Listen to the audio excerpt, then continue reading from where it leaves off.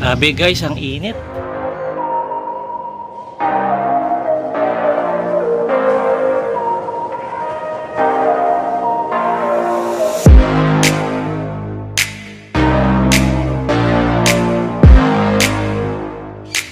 Hi guys. Sumili po na tayo dito sa ating Dowdow lines, no? Update lang doon sa ating mga inakay kung napisa na ba lahat. Ito pinakita ko sa inyo, meron yata itong isang pisa. May isang pisa na to. Tingnan natin yun. Yun. Uy, dalawa na. Ayos. Kasi dalawang araw tayong wala dito sa bahay. Kakarating lang natin kagabi. Pagsilip ko kagabi, yan. Napisa na rin yung isa. So dalawa ang pinakain nitong Dowdow lines natin, si Drizzle.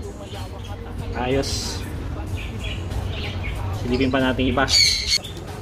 Ito naman yung dirty blue bar at saka checkered. Yung bilag ko to, hindi pa napipisa yung itlog nito eh. Kaya nakita natin may pisang shell. So silipin natin kung ilan yung napisa sa kanya. Ayan.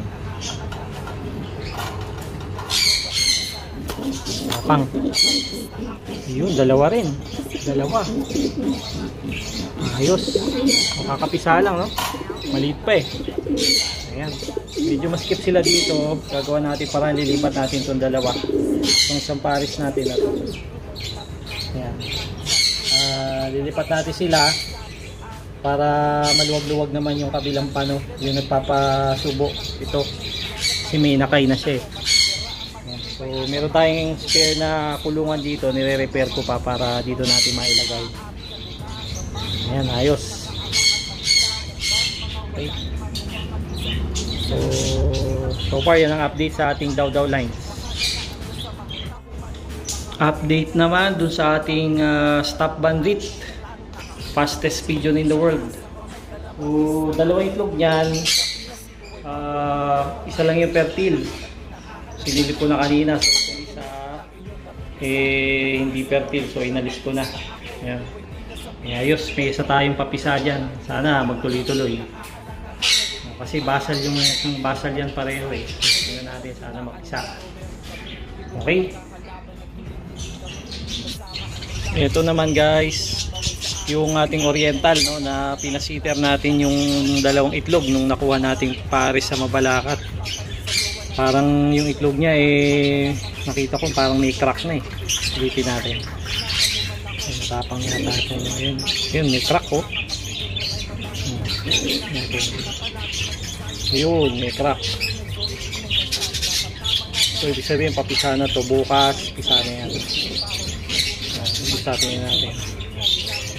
Yun, meron din. May crack na din. Ayan oh. Yan dito sa part na to. Tumutuka na yung yung sisiw sa loob, inakay. Ayos. So abangan natin bukas. Good morning guys, Ebonglok TV, time check 9:10 AM. Derby abangan sa first lap, no? Dumating na yung Drizzle natin. Ito siya. Ayan. So, ito yung sticker niya. Na-clock na natin. Ayan, check ko nga anong speed nya. Grabe guys, ang init. Kawawa yung mga ibon natin. So abang pa tayo guys. Na-clock na natin si Jon Snow, mga 9:11 58 seconds, so almost 9:12.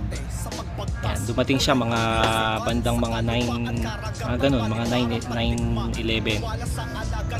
Si Caitlyn wala pa, no? Tayantay tayo.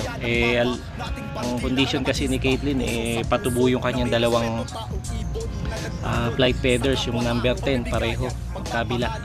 So expected natin medyo mabagal yung lipad niya.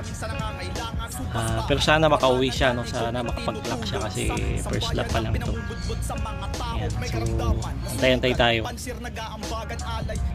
Shoutout pala doon sa mga Pansier sa Tiba Palit, congrats sa mga nakapagpauwi na. Meron ng mga nag-send ng mga clock dun sa group chat. So shoutout sa inyo guys. Tuloy-tuloy lang ang laban. Ganito pala feeling kapag derby. Medyo may kabado talaga. Nervyoso talaga ako. Oops, may isa lumipad doon. Pero hindi sa atin. Ayan. So masyadong tahimik ang kalangitan. Tingnan nyo. Oh, walang lumilipad masyado. Mga lang, yung mga migratory birds minsan pa isa-isa. Siguro yung mga ibang fancier nag-aabang din ngayon. Kasi ang daming naka-derby ngayon eh. Pati yung ibang club naka-derby din. Yan, dito tayo sa may lilim. Biglang dumating si Jon Snow. Narinig ko may kumalabog sa bubong eh. So agad-agad punta ako sa may kulungan. Tapos nakita ko papasok na siya dun sa trapdoor. Ayun, kaya ayun, nakapasok naman siya agad. Buti naman. Kaya yun, mabilis natin siya na-i-clock.